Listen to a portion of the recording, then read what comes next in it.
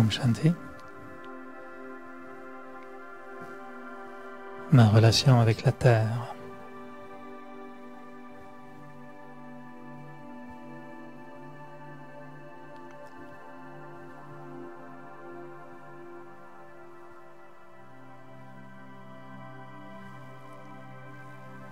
Régulièrement, il nous arrive de prendre le temps d'être dans la nature, de s'émerveiller devant toute la beauté de la nature. Et tout au long de notre vie, à plusieurs occasions, on a eu la chance de vivre très près de la nature.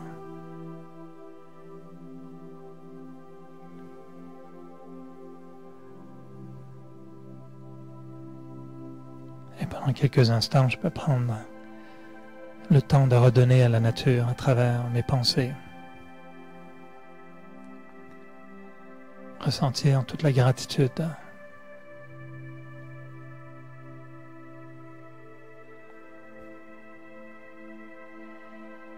Et c'est quand on prend et qu'on redonne qu'on établit une relation.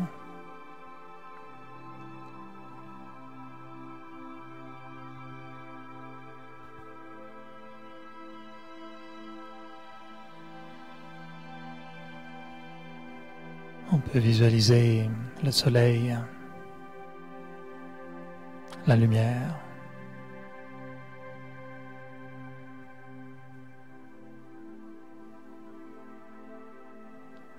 toute la chaleur que le soleil nous procure.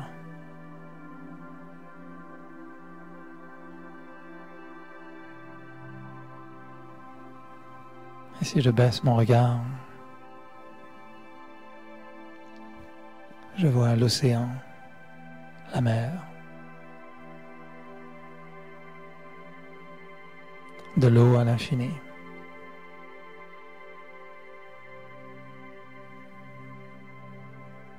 Toute la puissance que la mer représente pour nous,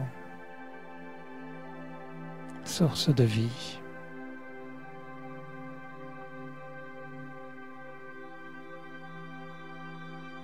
Et la mer qui caresse la terre avec ses vagues.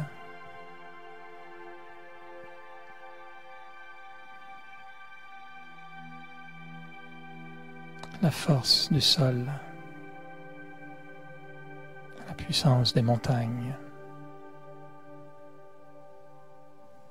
les forêts.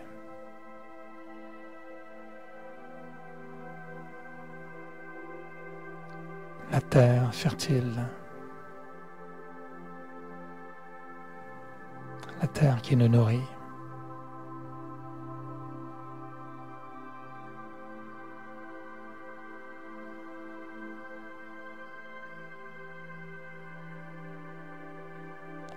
Et je vois les arbres qui dansent dans le vent, les herbes courbées,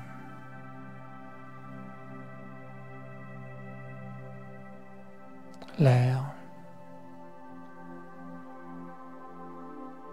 fraîcheur du printemps.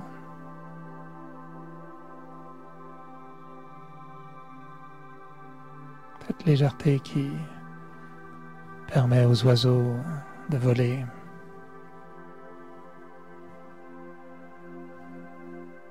L'air qu'on respire tout le temps.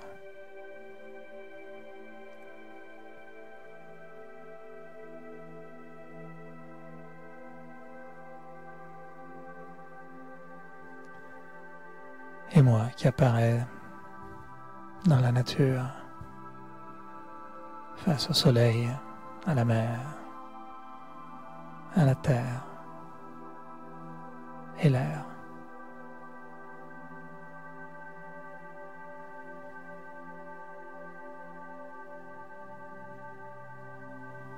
Je sais que les éléments me procurent un grand réconfort. Un sentiment de bien-être.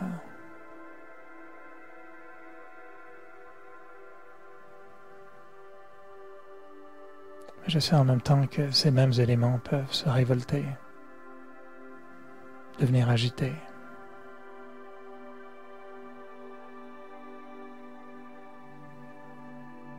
Alors j'émets toutes mes ondes de paix, de gratitude.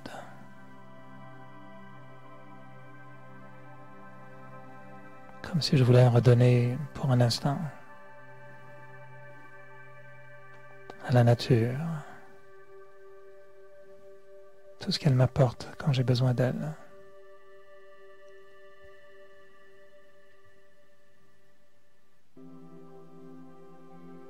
Cette terre qui me nourrit, qui me permet de vivre.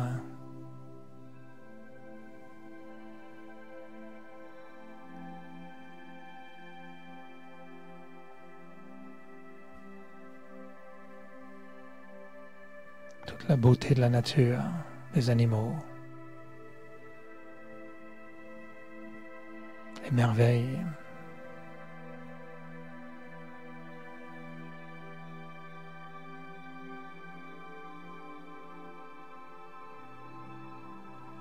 Comme si cette planète était devenue le salon du divin.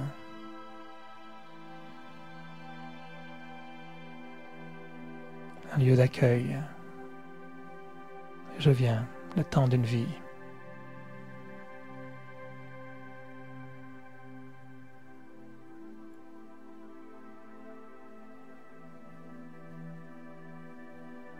Et que ce soit la pluie, le beau temps,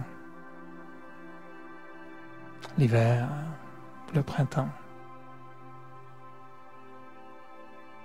Cette nature change devant moi.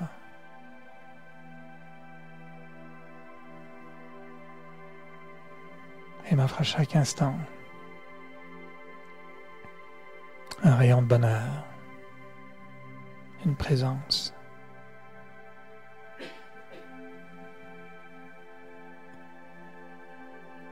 Alors à mon tour, je deviens ce soleil, le soleil de l'âme qui brille.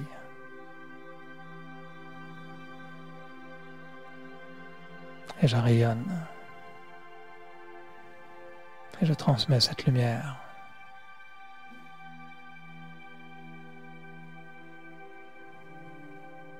Je fais naître en moi des sentiments de gratitude,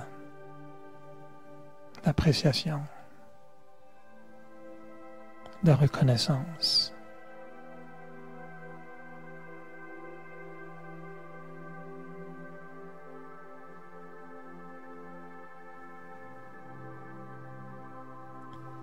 Comme si la nature était vivante.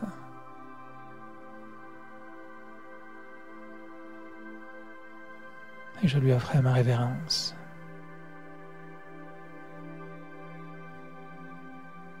Un sourire complice.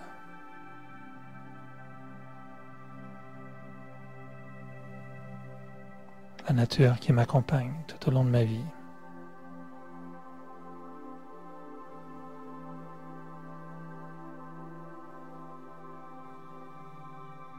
Et en même temps, je sens toute cette compassion, cette empathie pour ce qui est fait à la planète. Toutes les horreurs.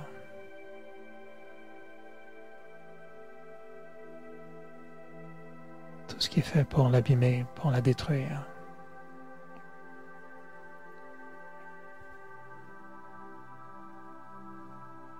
Et même cela, je le reconnais.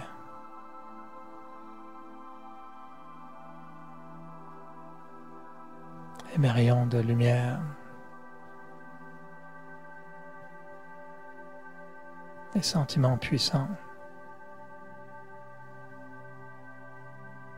contribuent à la guérison de l'âme, de la planète, du monde.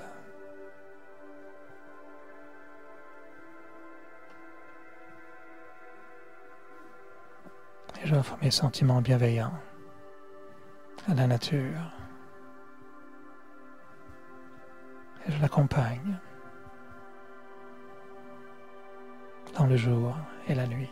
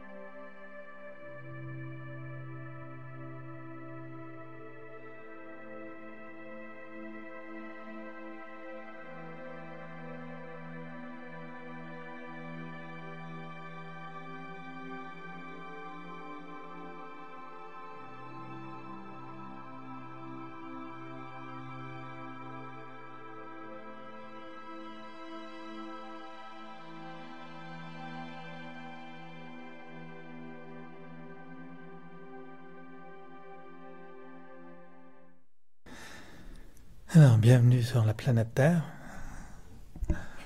Vous avez compris que le thème est notre relation avec la Terre, notre contact avec la Terre. C'est bien ça, hein, le thème ce soir? Je ne me suis pas trompé? L'environnement, la relation. La relation avec la Terre. Et c'est un sujet très à propos, qui est très populaire en ce moment. On est très préoccupé par l'état de la planète. Et je pense que l'environnement, la question environnementale est probablement au cœur de notre réflexion dans les nouvelles, quotidiennes. Je suis sûr que tout le monde ici recycle, plus ou moins. Est-ce que tout le monde recyclait il y a 20 ans? Non? On a tous jeté du plastique dans les sacs de poubelle, non? On a changé des habitudes. Le monde change, notre relation avec le monde change.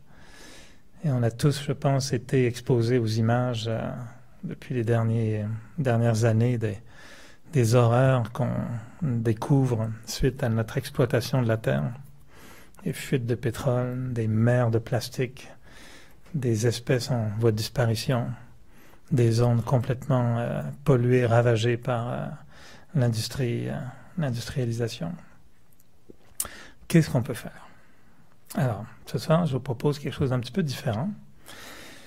Et je vais proposer à Lucie va vous distribuer des papiers et des crayons. Et on va faire quelque chose d'un peu différent par rapport à l'habitude. Et ce qu'on va faire, c'est qu'on va s'amuser à créer un peu ce lien entre notre environnement intérieur et notre environnement extérieur.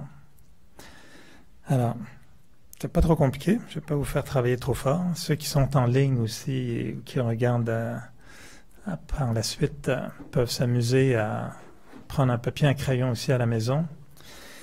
Et d'abord, c'est intéressant comme petit exercice, très simple.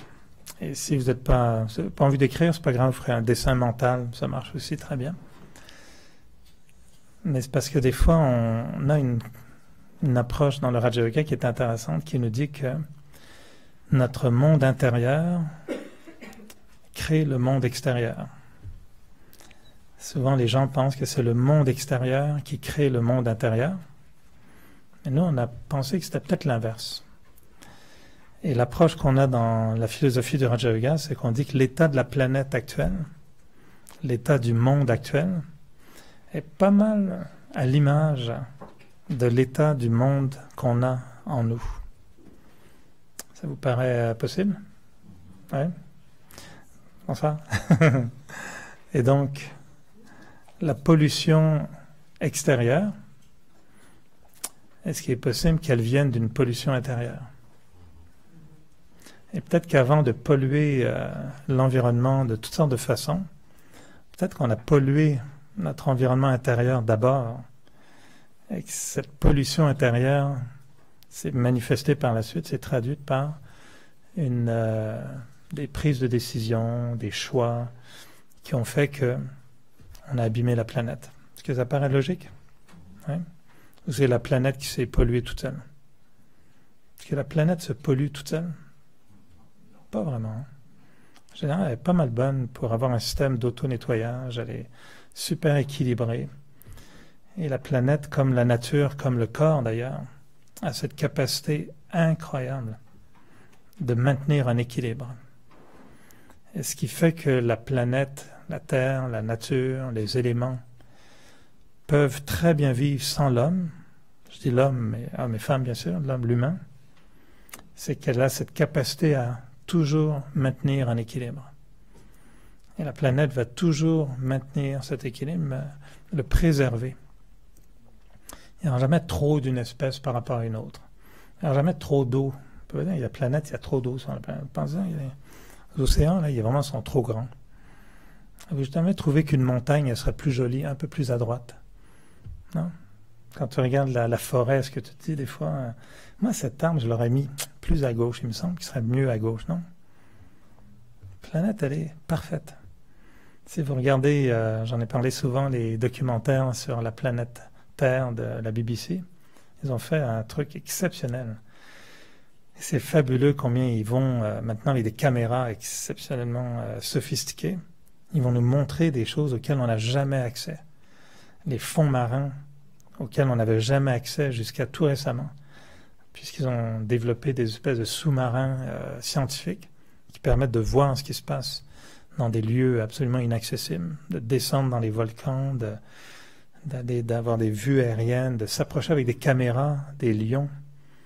Puis normalement, le caméraman, jusqu'à maintenant, il n'aimait pas aller si près que ça. Il trouvait que c'était pas très sécuritaire de se pointer avec sa caméra puis dire au lion, bouge pas, je vais juste prendre un gros plan de tes cils, tu sais, ne bouge pas. Ça marchait pas jusqu'à maintenant. Aujourd'hui, ils envoient des caméras avec des drones, puis le lion, il pense une grosse mouche, puis il dit rien, puis il se laisse filmer, puis la caméra, elle vient jusque là, puis elle filme le cil du lion. Ça n'a pas changé ma vie de voir le cil du lion, mais je trouve ça assez intéressant. Et on voit que la nature, elle est exceptionnelle, elle est vraiment magnifique. Puis on se demande pourquoi on est en train de la détruire totalement. Alors, je vais vous proposer un petit exercice très simple, et puis c'est un peu Saint-Exupéry, l'histoire du Petit Prince. Vous êtes bien occupé, en train de réparer votre avion. Vous savez, quelqu'un qui arrive et qui vous dit, s'il te plaît, dessine-moi un soleil. Alors, vous allez dessiner un soleil. Alors, je vais vous faire un dessin. Donc, chacun va y aller avec sa façon, mais vous allez devoir commencer par dessiner un soleil. Essayez de faire un soleil sur votre page. Qui me regarde avec des yeux, dit, qu'est-ce qu'on fait là? Vous allez voir, il y a un secret là-dedans. Je vous avertis tout de suite, on ne va pas mettre vos dessins sur Facebook et on ne va pas les publier. Bien qu'ils risquent de prendre une grande valeur à la fin de la soirée. Alors, donc, vous avez un soleil. Ensuite, je vais vous proposer de dessiner de l'eau. Et je ne vous en dis pas plus, je vais vous dessiner de l'eau.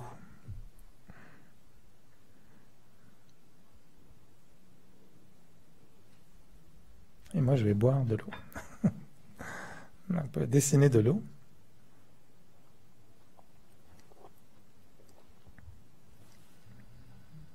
Ensuite, vous allez dessiner la terre, de la terre. Donc là, ça peut être une île, ça peut être un morceau de terre, ça peut être un continent, ça peut être une montagne. Dessiner de la terre. Un pot de terre. Comme vous voulez. De la terre. Comment apparaît la terre devant vous? On prend des éléments, l'élément de la terre. Donc vous avez un soleil, vous avez de l'eau, vous avez de la terre. Et ensuite, très subtil, vous allez devoir dessiner du vent, de l'air. C'est le plus difficile. S'il te plaît, dessine-moi de l'air. Ça souffle. S'il y avait un fichier audio, ouais, tu pourrais faire ça. De l'air. Dans les bandes dessinées, vous vous souvenez, à l'époque, on faisait un nuage qui souffle. De l'air. Et ensuite, vous allez faire un tout petit dessin quelque part, quelque chose qui représente la température.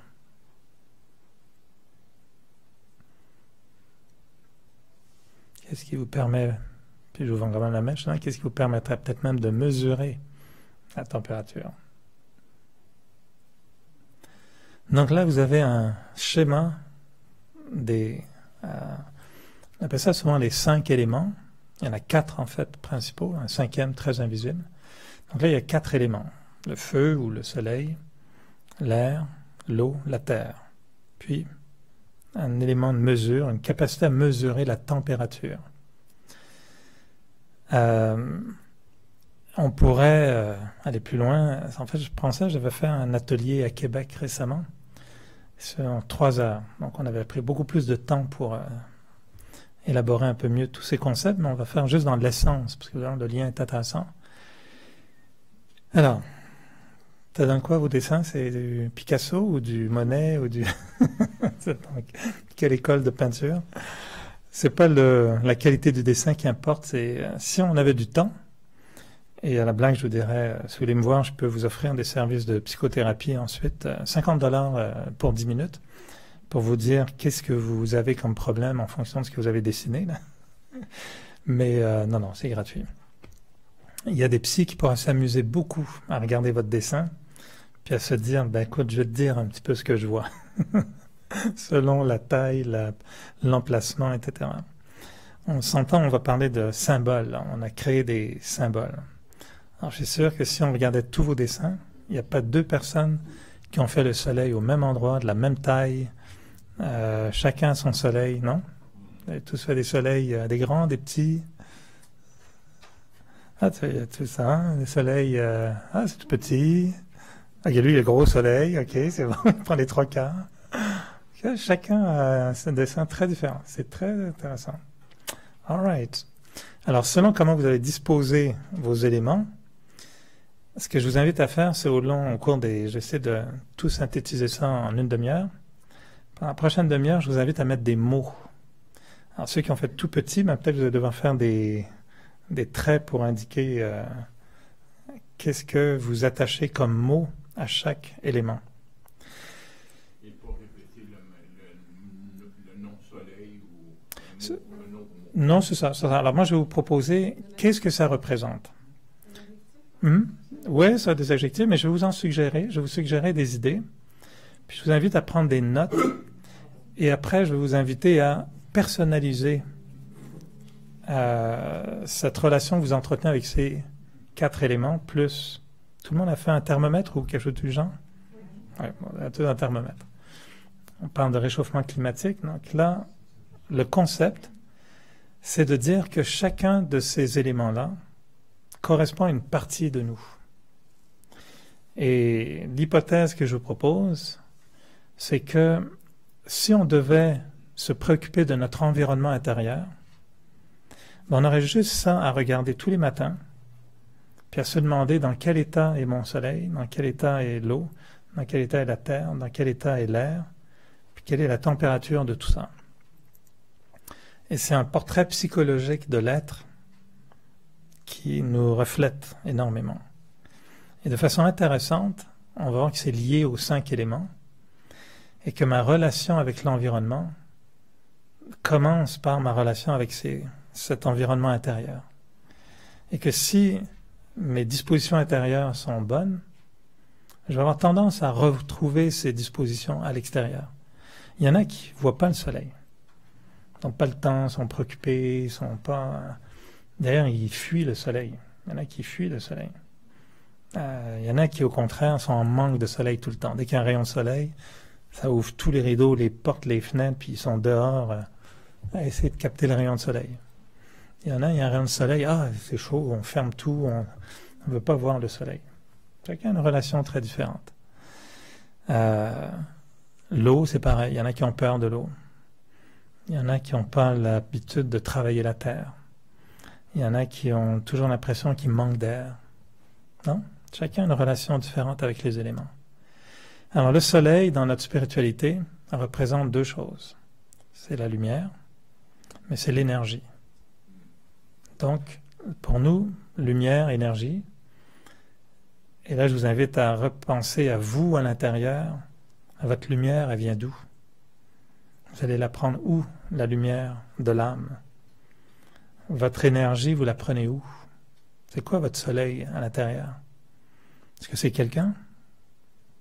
Ceux qui sont grand-papa ou grand-maman depuis peu, est-ce que c'est votre petit-fils, petite-fille qui est devenu votre soleil? Qu'est-ce qui vous illumine? Qu'est-ce qui vous éclaire? Qu'est-ce qui vous donne de l'énergie? Et si on avait le temps, je vous laisserai 15 minutes à définir chacun de ces éléments-là de façon très personnelle, sans vous proposer ce que pourrait être une bonne source d'énergie et une bonne source de lumière. J'ai une idée, bien sûr, mais je voulais juste le temps de penser à ce que représente pour vous le soleil dans votre vie. Quel est votre soleil? Alors, 15 minutes plus tard, l'eau. Qu'est-ce que ça représente, l'eau? Je sais que c'est abstrait pour l'instant, mais vous allez voir, je vais vous concrétiser ça tout de suite, mais je veux que vous preniez le temps d'évoquer des choses qui vous viennent dans l'inconscient. Votre inconscient vous proposerait quoi comme étant l'eau? C'est quoi la vie? Qu'est-ce qui vous donne de la vie versus de l'énergie? Qu'est-ce qui vous permet d'assoiffer, d'éponger votre soif? Qu'est-ce qui vous permet d'être en vie? Intérieurement, on parle spirituellement, dans un domaine spirituel, social. La paix, le calme. Alors, mettez des mots sur votre eau. C'est qui votre eau? L'espérance. Il y a des mots, des formes d'eau, des balados. Qui est votre eau? Spécial, hein? On n'avait jamais pensé à ça avant. Où est ton eau intérieure? Qui est ton eau? Qui est ton soleil?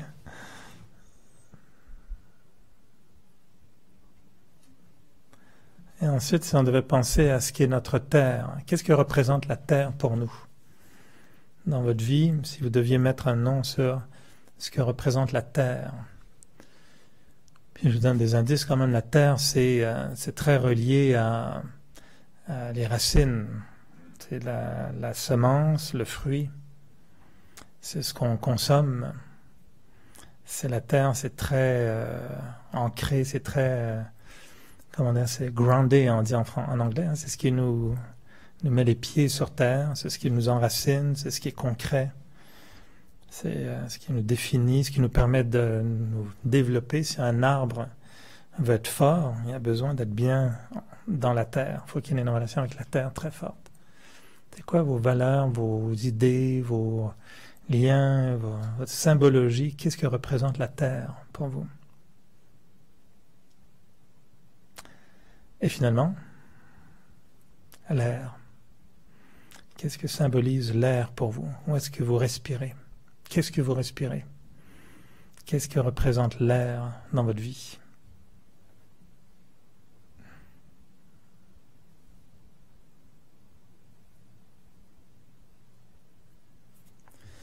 Pas évident, hein? De définir... pourtant, c'est 4 aspects de notre vie. C'est juste de jouer avec les images. Hein. On s'entend, c'est relatif, il n'y a pas de vérité, il n'y a pas de réponse correcte. Là. Chacun peut avoir une bonne réponse.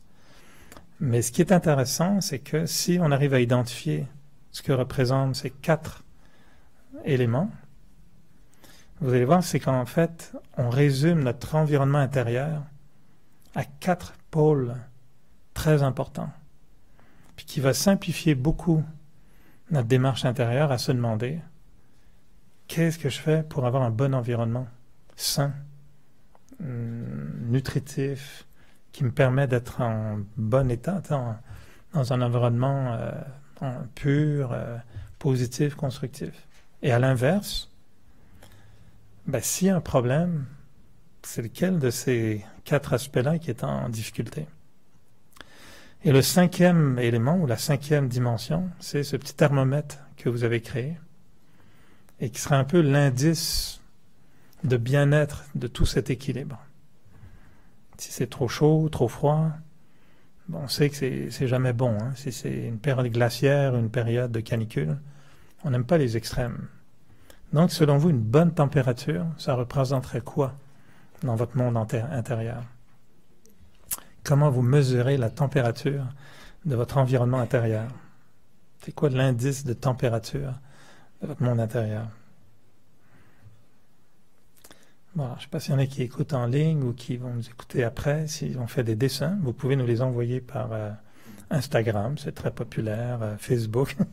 On pourrait prendre des photos de tous vos dessins et faire l'environnement intérieur selon chacun.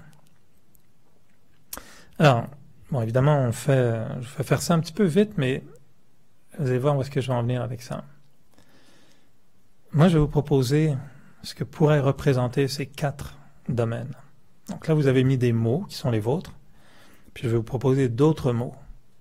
Puis je vais vous inviter à voir si vous voulez utiliser cette dimension-là comme repère pour l'avenir.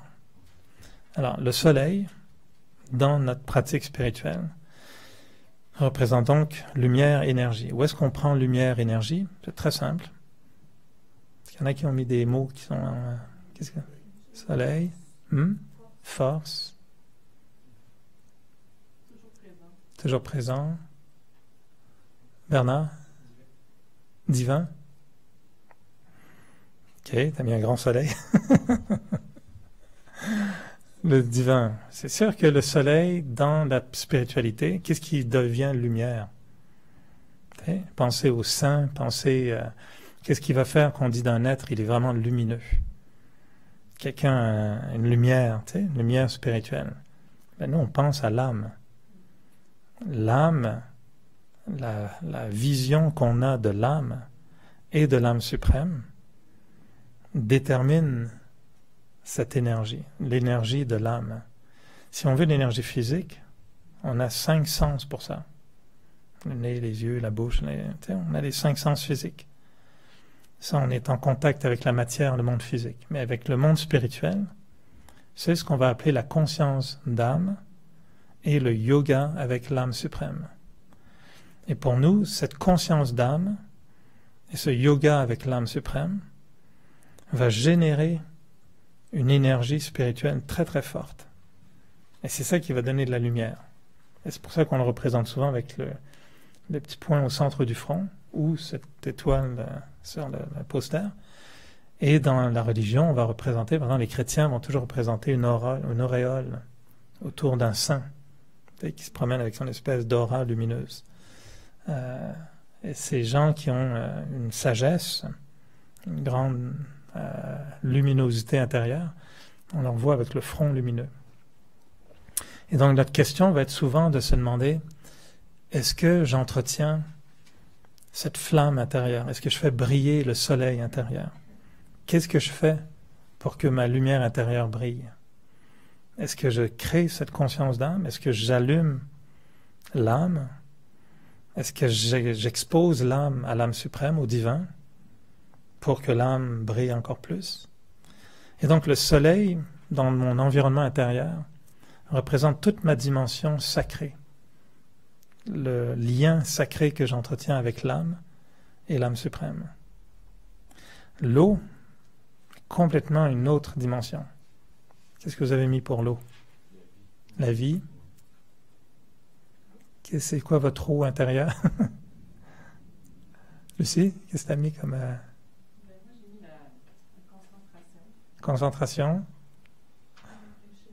Rafraîchir l'âme. Les profondeurs. Tranquillité. Puis c'est très intéressant selon si vous avez fait un ruisseau, un océan, une goutte, une fontaine, une chute d'eau. C'est là où Freud va s'amuser avec vous, mais je vous laisse aller le consulter personnellement. Avec un bateau. L'eau, pour moi, représente le nectar.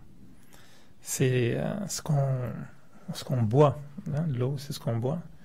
Et donc, l'eau, dans la mythologie orientale, surtout, représente le nectar, c'est-à-dire la connaissance.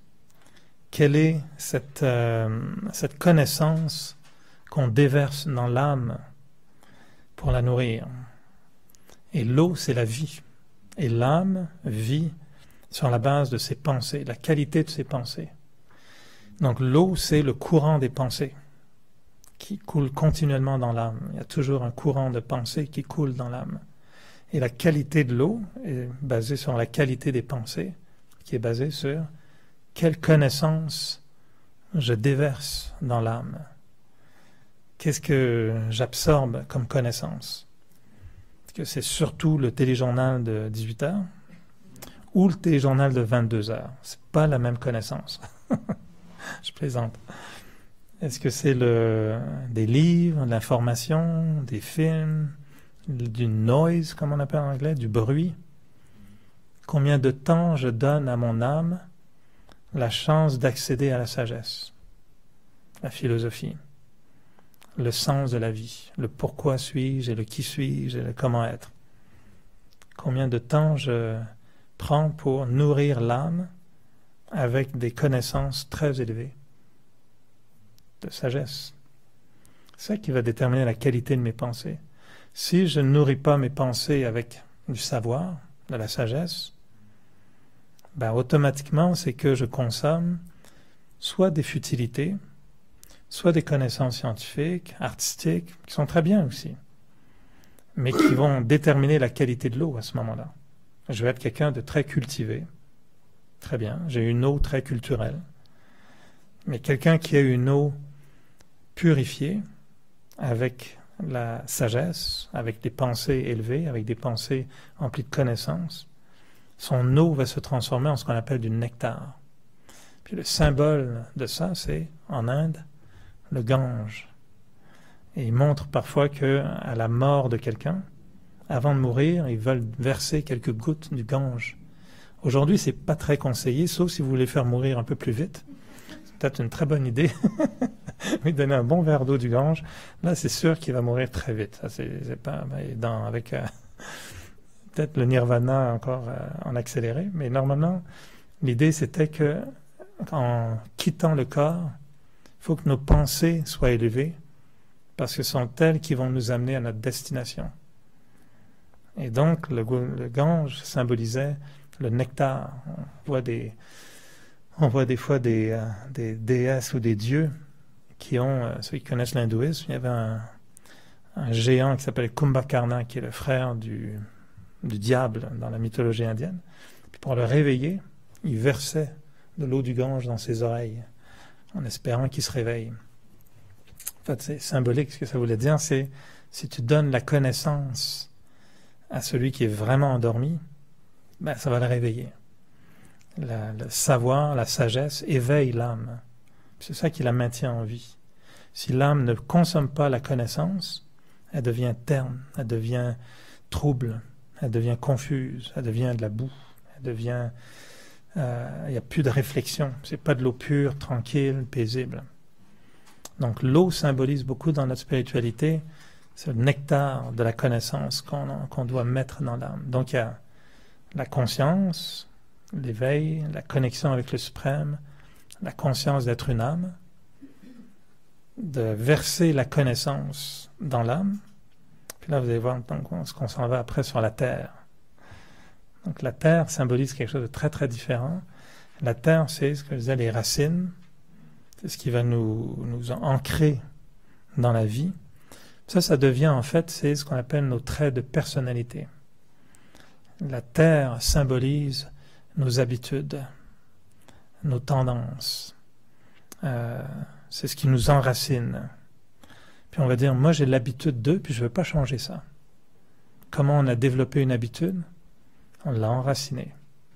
On a creusé, puis on a laissé nos habitudes nous enraciner de certaines façons. Si un jour quelqu'un vous dit de changer, vous dites, je ne peux pas changer, regarde, je suis enraciné. Et donc la terre, c'est notre relation avec le faire, avec l'action. Qu'est-ce que je fais?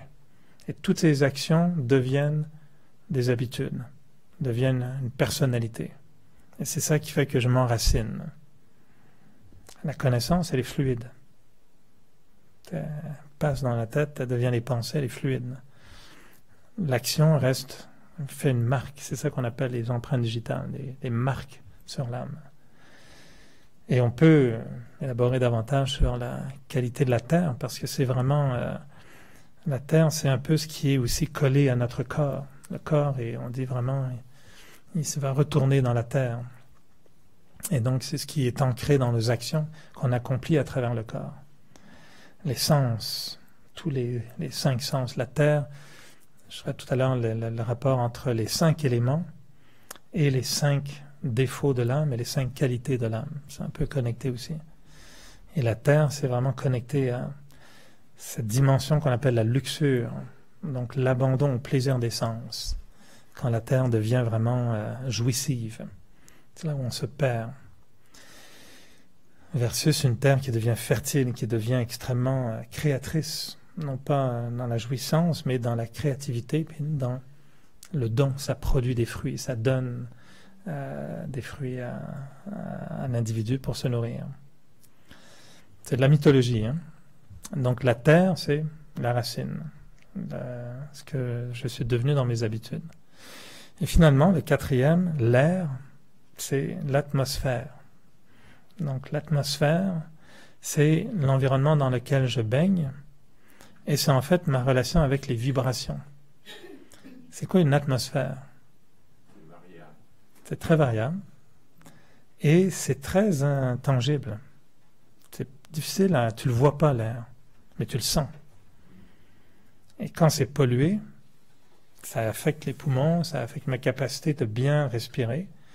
Alors nous, on dit qu'on vit toujours dans une atmosphère. Et il y a des atmosphères qui sont bénéfiques, des atmosphères qui sont négatives. Si vous allez dans un endroit puis tout le monde est en train de se crier dessus puis se lancer des objets, peut-être que ça ne vous vise pas personnellement, mais vous allez dire, moi, j'aime pas du tout cette atmosphère, je ne me sens pas à l'aise du tout là-dedans. Si vous allez dans un salon funéraire, même si vous ne connaissez pas le mort, vous allez sentir qu'il y a quand même une atmosphère très particulière dans un salon funéraire. Vous allez dans un hôpital, c'est une autre atmosphère. Vous allez dans une université, c'est une autre atmosphère. Même s'il n'y avait personne, vous rentrez dans une université, vous captez l'atmosphère. Pourquoi? Tout le monde dans un lieu comme ça est concentré sur un certain type d'activité, de pensée, d'attitude. Il y a des liens très particuliers dans une université, très différents de l'hôpital, très différents de la morgue, très différents d'une église. Chaque lieu a une atmosphère. Ici, il y a une atmosphère particulière. Il n'y a plus d'atmosphère de banque. Pourtant, ça a été une banque pendant longtemps. Vous sentez l'argent, vous? Non. On ne sent pas l'argent, on ne sent pas l'atmosphère d'une banque. Par contre, les gens rentrent ici, tout de suite, ils disent oh, « Qu'est-ce que c'est paisible !» C'est pas la couleur des murs ou du tapis qui fait que c'est paisible. C'est l'atmosphère. Un lieu de crime, même si un crime avait lieu dans une église, l'atmosphère va être changée. Et ceux qui sont sensibles vont capter quelque chose. Et donc, on vit tout le temps dans une atmosphère. Et souvent, on n'est pas aux aguets, on ne fait pas attention. Et ce qu'on ne réalise pas, c'est que nous-mêmes, nous devons générer des vibrations pour créer une atmosphère autour de nous aussi. Quelle atmosphère on a créée chez soi? Si moi j'allais chez vous, qu'est-ce que je dirais? C'est paisible? C'est le bazar? C'est bruyant chez vous. Ce serait quoi l'atmosphère? Je suis certain que chacun a un écosystème chez soi unique. Chacun a un type de décoration, a une façon de vivre. Et si on devait prendre des photos de chez vous, là, on pourrait dire, ben, vous êtes probablement à l'image de ce qu'on voit dans votre appartement. Non? Probablement. Si je rentre chez vous, puis tous les cadres sont de travers, puis à l'envers, je vais dire, tiens, c'est bizarre, pourquoi? Puis la personne, je vais dire, ton cadre est à l'envers. Ah ouais, j'ai pas fait attention. Ben, appelez Freud encore, puis il va encore 1 heure au moins, qui va vous charger 1 heure juste pour les cadres. Pourquoi les cadres chez vous sont tout croche? Il y a un lien. Il y a des gens qui maintiennent toujours un intérieur propre, d'autres font pas attention. Il y en a qui ont, c'est propre, mais c'est dans le désordre. Il y en a qui c'est propre, c'est dans l'ordre. Il y en a qui sont maniaques. Ça, c'est aussi un très... si tu as le malheur de bouger quelque chose chez eux, touche pas à ça. Ok, d'accord. Probablement qu'ils ont un mal avec l'idée qu'on bouge un objet chez eux. Ils ont probablement la même réaction quand tu les bouscules mentalement. C'est toujours relié. Donc, on a créé un environnement chez soi. Mentalement, on crée une atmosphère. Ça, c'est quoi? C'est nos vibrations. Qu'est-ce qu'on génère comme vibration? Et les vibrations viennent de notre attitude. Puis on peut aller plus loin, mais je vois l'heure qui passe, là, mais certains d'entre vous connaissez tout ça. Donc, on crée une atmosphère, mais aussi on subit une atmosphère. Et alors, la proposition que je vous fais ce soir, c'est de regarder ces 4 domaines. Donc, le sacré, ma relation avec l'âme suprême. Ça, c'est mon petit côté, capter l'au-delà. Me déconnecter du monde physique, puis me connecter avec le monde spirituel. Est-ce que je prends soin de faire ça? Est-ce que je bois de l'eau fraîche tous les jours? Ils disent, il faut boire combien? 3 litres, 5 litres? Il faut boire beaucoup, en tout cas. Il faut avoir un bureau tout près de la salle de bain si vous voulez boire autant d'eau qu'on vous dit de boire. Là, mais on dit qu'il faut boire à peu près, je pense que c'est 3 litres, non? 2 litres? Enfin, il faut boire beaucoup. Apparemment, pour être en santé, il faut être Quand vous allez voir un naturopathe, la première chose qu'il va vous dire souvent, c'est « tu bois pas assez, ta peau est sèche ». Il faut boire, il faut hydrater le corps. Le corps est fait 90% d'eau. La planète est bleue, c'est une planète d'eau. Combien est-ce que je consomme d'idées positives pures? Qu'est-ce que je fais comme action qui vont devenir les fruits que je vais consommer? Tout ce que je vais consommer dans la vie, ça vient de ce que j'ai semé. Qu'est-ce que je sème? Qu'est-ce que je récolte? Ma relation avec la terre. C'est ça ma relation avec la terre. Comment est-ce que je me suis enraciné? Quelle est devenue ma personnalité? Quelles sont mes habitudes? C'est ça mon caractère. T-E-R-R-E, là, mon caractère. Et de quoi j'ai de l'air? Ben c'est quoi mes vibrations? Qu'est-ce que je génère comme vibration? C'est donc mon attitude. Est-ce que j'ai des vibrations bien aimantes pour tout le monde? Est-ce que j'émets des vibrations d'accueil, de respect, d'émerveillement, de gratitude, de douceur en voyant quelqu'un? Je suis libre de le faire. Quand quelqu'un vient devant moi, j'ai la liberté de dire presque ce que je veux, mais si je suis dans la limite du raisonnable. On a le choix, non, des paroles. Est-ce qu'on a le choix de nos vibrations? Ou est-ce qu'on dit une chose, mais on vibre autre chose? Ah, je suis content de te voir. Ah, flûte alors. Puis intérieurement, c'est flûte. Oui, mais si j'émets des vibrations plus fortes, qui gagne? Vibration contre vibration. Nous, on dit l'atmosphère peut être très négative et libre à nous de dire, OK, mais là, je pense qu'il y a besoin de changer l'atmosphère.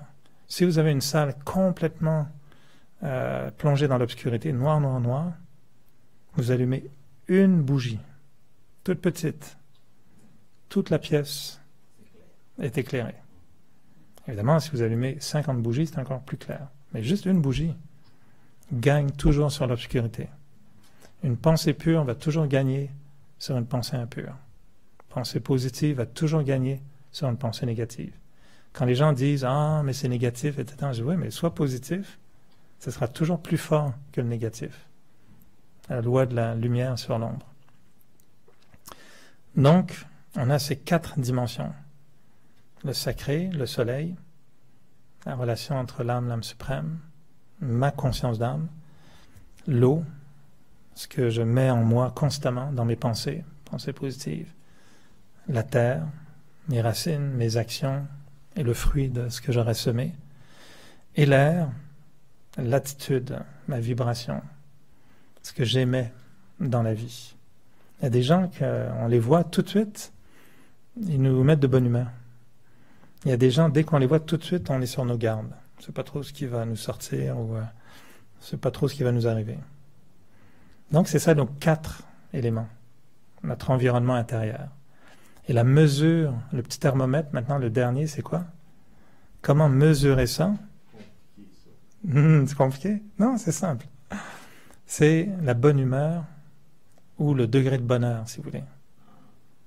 La qualité de l'environnement intérieur, la qualité du soleil, l'eau, la terre, l'air, ben, je vais le mesurer en vérifiant c'est quoi mon humeur. Et malheureusement, on a limité l'humeur à être soit de bonne humeur ou de mauvaise humeur. Moi, je pense que c'est beaucoup plus subtil que ça. Puis la palette de l'humeur, elle est beaucoup plus raffinée. C'est pas juste je suis de bonne humeur ou je suis de mauvaise humeur. Non, je suis de quelle humeur exactement. Et il y a toute une gamme d'humeurs sympathiques, agréables, moins agréables. Pourquoi je suis de bonne humeur? Qu'est-ce qui génère ma bonne humeur? Alors, on peut parler de bonne humeur ou degré de bonheur. Il y a un sondage qui vient d'être fait apparemment. Et au Canada, les plus heureux, vous savez où ils sont? Ils sont au Québec et dans les Maritimes. C'est un sondage, il vient d'être sorti hier, ou aujourd'hui ou hier. C'est un gros échantillon quand même, ils font ça régulièrement, ils mesurent le degré de bonheur des Canadiens pour voir où sont les plus heureux. Et qu'est-ce qui rend les gens heureux? L'argent? c'est pas du tout un facteur. C'est pas du tout ça qui va... La qualité de vie. Au Québec, la liberté. Alors, ça, le sentiment d'être libre, d'agir, de penser, d'être. Ce sentiment de liberté. Faites le même questionnaire en Syrie en ce moment, ou en Chine, ou ailleurs dans le monde. Pas sûr qu'on ait les mêmes indices de liberté. Alors, on a cette qualité, le bonheur est mesurable par sondage. On peut bien nous-mêmes mesurer notre bonheur. Mais on a perdu l'échelle. Et des fois, on pense que je suis heureux.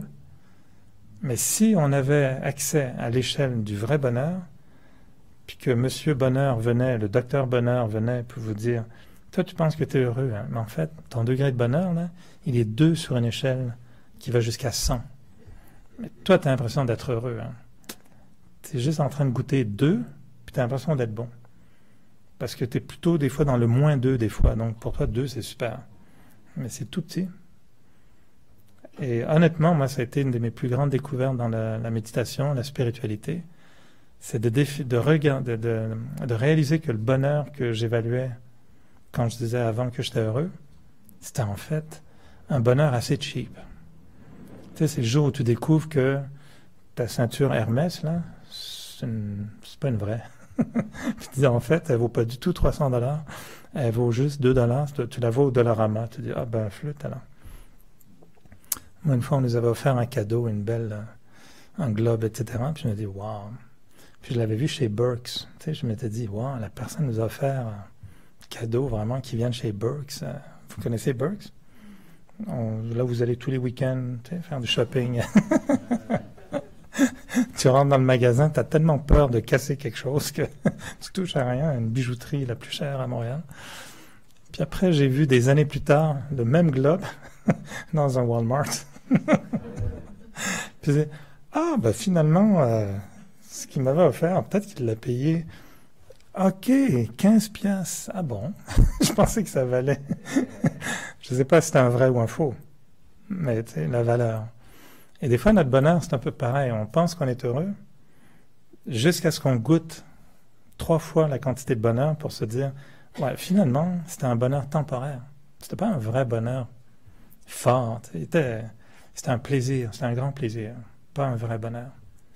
Et le thermomètre, c'est ça qui mesure notre environnement intérieur, la qualité de notre environnement intérieur. Et donc, la théorie qu'on propose, c'est que ma relation avec la Terre, ma relation avec l'environnement, ma relation avec la planète, vient de cette capacité à maintenir un environnement intérieur positif, sain, pur. Parce que quand je suis troublé à l'intérieur, ben, j'ai plus cette capacité de percevoir l'impact sur l'extérieur. Je ne sais pas si vous êtes d'accord, mais quand on est un peu préoccupé par nos propres soucis, la question environnementale, elle devient tout de suite secondaire. On a moins de temps. OK, ouais, je devrais. Mais j'ai pas le temps, là. Puis mon mode de vie me permet pas de... Puis on le voit plus, on n'y pense pas. Puis on néglige. Quand les gens vont pas bien intérieurement, ils se nourrissent mal physiquement. Dis-moi ce que tu manges, je te dirai ce que tu es, qui tu es. Quand on va bien intérieurement, fais attention à ce qu'on mange. Ça va toujours de pair. Puis quand on est fatigué mentalement, il faudrait pas que je mange ces chips, mais rien, je suis fatigué là. Pourquoi c'est ça l'équation? OK, je suis pas bien, je suis fatigué, donc je vais me nourrir mal, donc je vais aller encore plus mal. C'est quand on va mal qu'on a justement besoin de manger quelque chose de sain pour se redonner de l'énergie. C'est cercle vicieux. Alors, la notion de lien avec la Terre, pardon? Des fois, c'est une récompense. Oh, ouais, ça. Après ça, on dit que ça s'appelle manger ses émotions. Je me sens mal, je mange mal. C'est bon, c'est correct. Ça annule l'équation.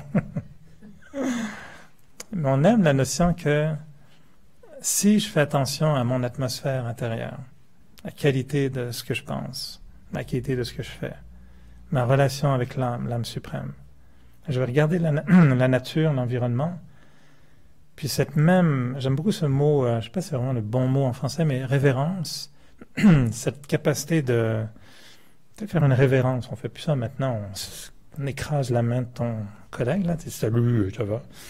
Mais à l'époque, on faisait une courbette, une révérence. Bon, c'est devenu un peu ridicule, mais quand c'était fait dans la bonne conscience, c'était dans le but de dire, regarde, je m'incline vraiment devant...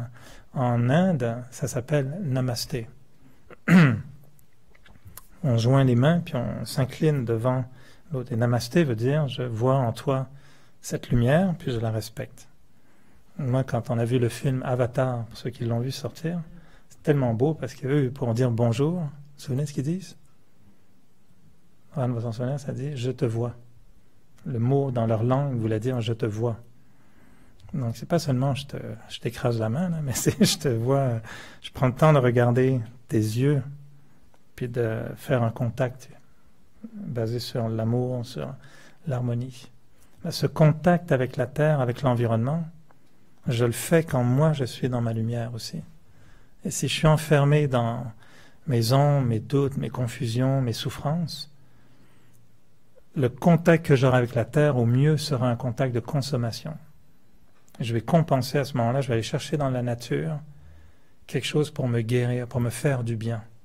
Et c'est pas mauvais, la nature est là pour ça, on l'appelle la mère Terre. Tu sais, la planète Terre est une mère, elle nous soutient. Et c'est très bien de prendre le temps d'aller dans la nature des fois, puis tu sais, discrètement, là, vous prenez un arbre, puis si vous n'avez pas embrassé quelqu'un récemment, embrassez un arbre. Lui, il ne pourra jamais dire non. Tu peux le serrer aussi longtemps que tu veux, aussi fort que tu veux. Et je ne sais pas si je peux le dire, parce que mes sœurs, des fois, écoutent ce que je raconte, mais mon papa m'a fait un aveu magnifique un jour. J'ai trouvé ça tellement... vraiment, j'en avais des larmes aux yeux, et il me disait il a perdu la vue à 90%. Et il me dit, c'est un peu compliqué des fois, il va se promener, mais il est tellement... il s'assume tellement bien qu'il va se promener, puis il marche avec certitude jusqu'à ce que il cogne un petit truc, puis de temps en temps, ben ça dévie un petit peu. Et là, en fargeant un petit peu, il s'est retrouvé, mais littéralement, collé contre un arbre, pouf, comme ça avec un arbre. Puis si vous connaissez mon papa, c'est pas du tout le genre à embrasser un arbre. C'est pas tout à fait le genre. Et là, il se retrouve, boum, collé avec un arbre. Et la façon dont il me le raconte, je vais peut-être perdu les détails, mais tout à coup, il est resté collé comme ça. Pas planifié, c'est juste comme, finalement, je suis bien là. Puis finalement, il a senti quelque chose. Et ça, c'est pas très ésotérique, là, ou ésotérique, il n'est pas paranormal, mon père. Il est assez terrien. Et là, il sentait il y avait quelque chose en lui qui traînait depuis très, très, très, très longtemps.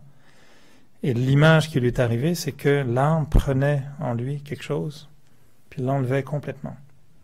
Quelque chose qui lui rongeait le cœur depuis des années. Puis il dit, écoute, j'ai halluciné.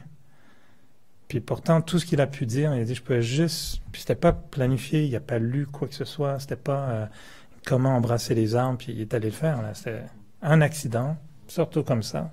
Il a juste senti cette énergie vitale, le libérer d'un poids qu'il avait.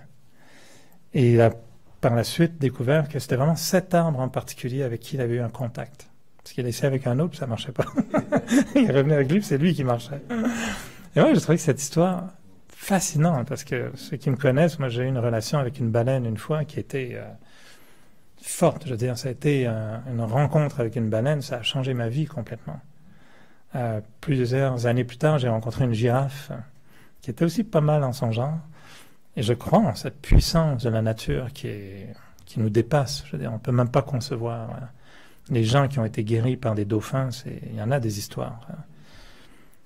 Ce côté d'aller chercher dans la nature un guérisseur, ça marche très bien aussi. Mais moi, qu'est-ce que je fais en retour? Est-ce que je l'aide la planète? Est-ce que je participe à la nature? Est-ce que je fais partie de la nature? Et notre concept de spiritualité, c'est que si je veux un environnement intérieur, sain, fort, capable de participer à l'environnement naturel de la planète, mais il faut que je l'alimente tout le temps. Et bien sûr, c'est ce qu'on fait en spiritualité. Et la conscience d'âme a cette capacité de nourrir ces 4 éléments-là. Ma conscience d'âme va m'amener vers la lumière. Elle va allumer l'âme. C'est elle qui tient la flamme de l'âme allumée. Ma conscience d'âme fait que je consomme du savoir, de la sagesse. Elle éveille l'intellect. Elle fait naître la connaissance. Elle m'intègre dans mes actions à faire le bien, à faire ce qui est positif, à faire ce qui est bon pour les autres.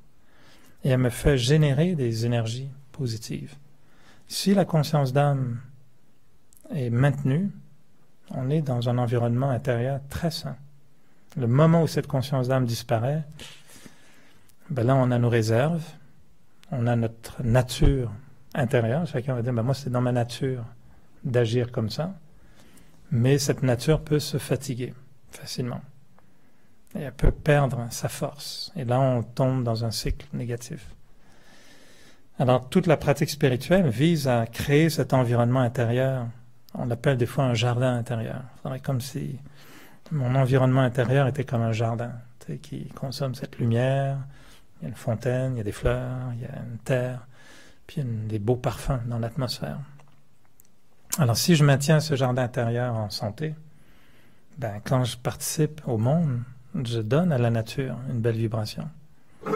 Moi, quand je vais me promener au Parc Jarry, c'est sûr, c'est des petites parcelles de nature qui suffoquent un petit peu, mais quand même, qui sont là, qui sont présentes. Puis c'est un rapport que j'ai avec la nature.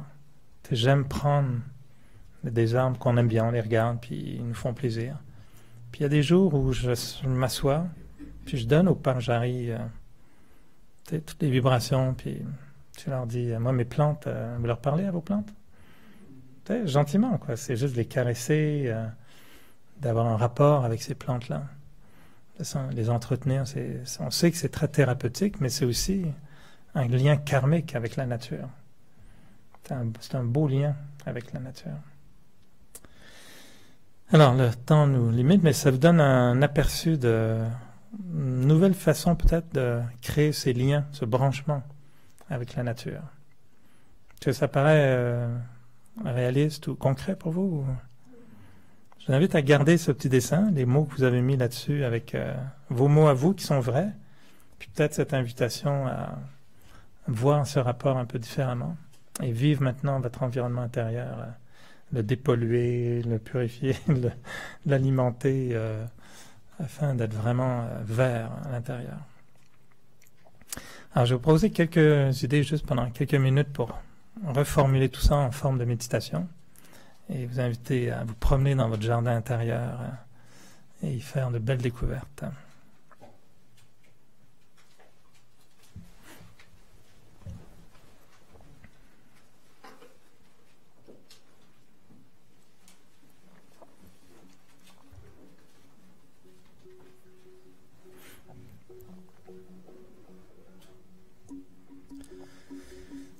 Vous êtes tous donc sur des chaises. On a déjà fait l'exercice, mais je vous invite à le refaire à nouveau. Je vous invite à mettre vos pieds, si vous pouvez, au sol. Donc de sentir, même si vous mettez peut-être quelques instants comme ça, au moins un pied sur le sol. Puis je vais essayer de vous faire découvrir quelque chose d'intéressant, même si on sait que il y a un sous-sol puis qu'on n'est pas tout à fait connecté. L'idéal, c'est de faire ça dans un terrain avec la terre, les pieds nus, là, d'être en contact avec la terre. Mais imaginez qu'on ait les pieds qui touchent le sol. Là. Je vous inviterai à mettre vos mains sur vos genoux comme ça. Vous allez voir, il y a un concept. Et dans la méditation, on fait d'abord juste une petite pause de respiration profonde. Prenez le temps de bien respirer et d'oxygéner le corps.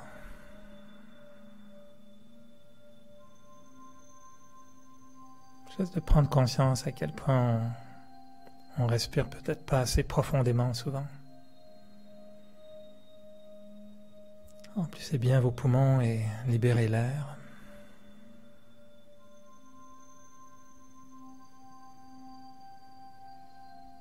Être conscient du rythme de la vie. Inspirez. Et expirez.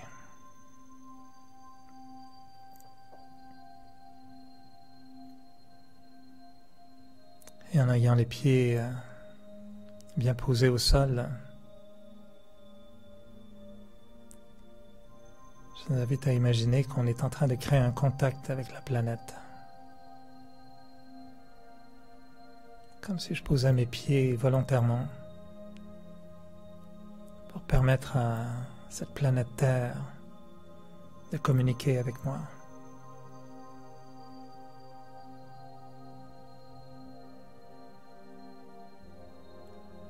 Et juste d'imaginer que la planète sait très bien quand on essaye de créer ce contact.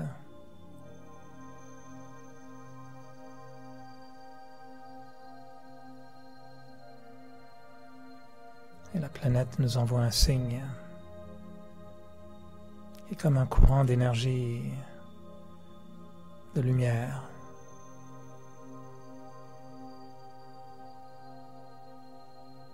qui arrive comme ça, du centre de la Terre, et qui vient toucher notre corps, qui touche nos pieds.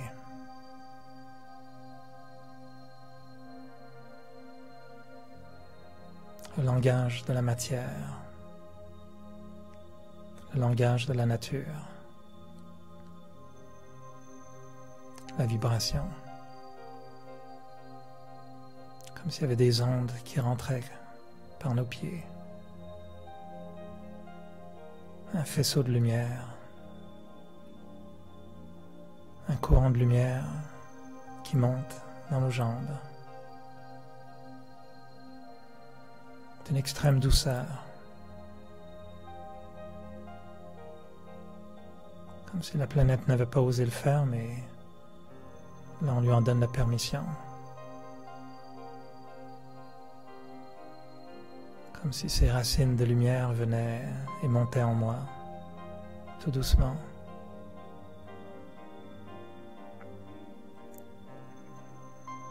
C'est une énergie pure,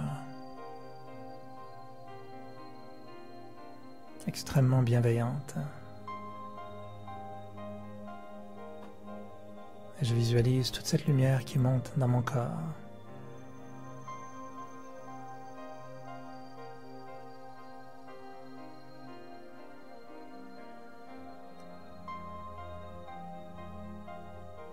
Cette lumière qui circule lentement, qui se répand à travers mon corps tout entier.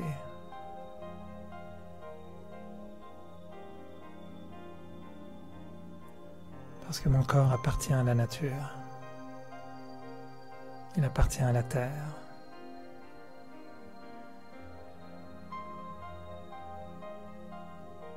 Mon corps est fait des éléments qui appartiennent à la terre, à la nature.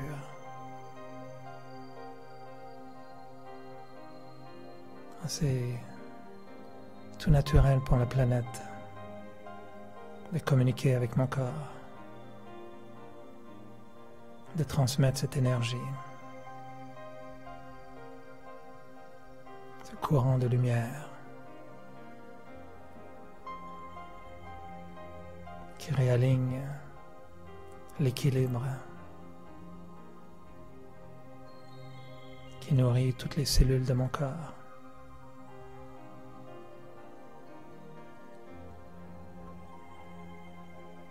Et je sens que toute cette lumière, toute cette énergie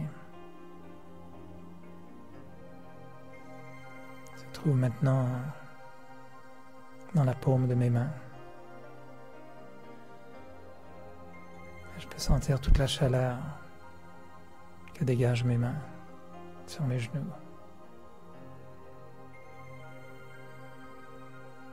Comme si cette énergie circule.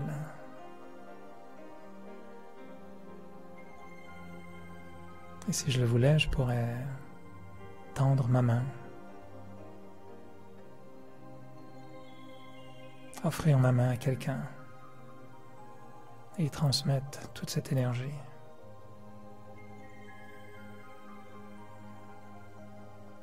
C'est la main des bénédictions.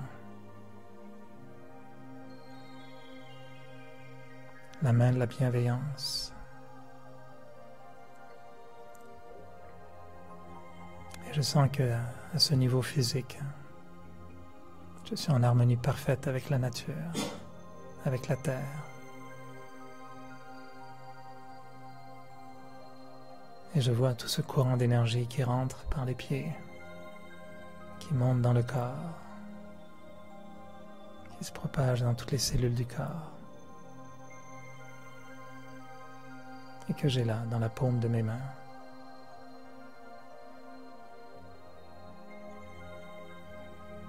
Je peux maintenant regarder au centre du front et sentir une autre énergie qui est là, très différente, distincte.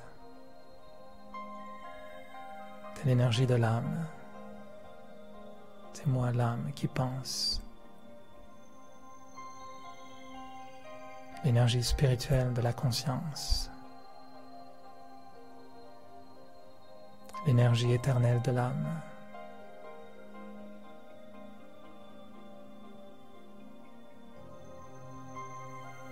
Et cette énergie de l'âme brille comme une étoile au centre du front.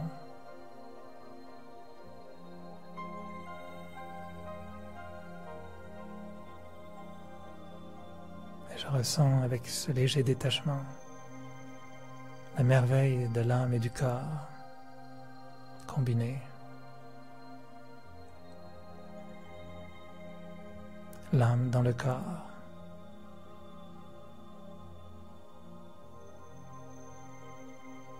Comme si mon corps était le costume de l'âme que j'emprunte à la nature quand je viens sur Terre et que je retournerai à la nature quand viendra le temps de quitter. Mais c'est moi l'âme, l'être vivant qui brille au centre du front.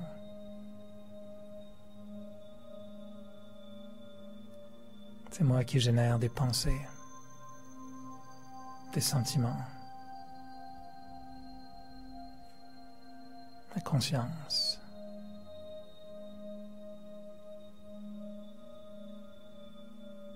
Et j'ai en moi ma nature propre, la lumière, le courant des pensées, la puissance de mes actions.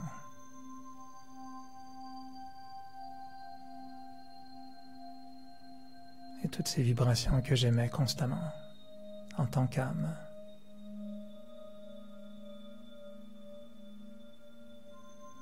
Et je sens que moi, l'âme, je suis en parfaite harmonie avec la nature. Que nos vibrations dansent ensemble. Que la nature m'offre ce qu'il y a de meilleur en elle. Et en retour, je brille comme un soleil. Et j'émets des vibrations pures, bienveillantes pour la planète, pour l'environnement, pour la Terre.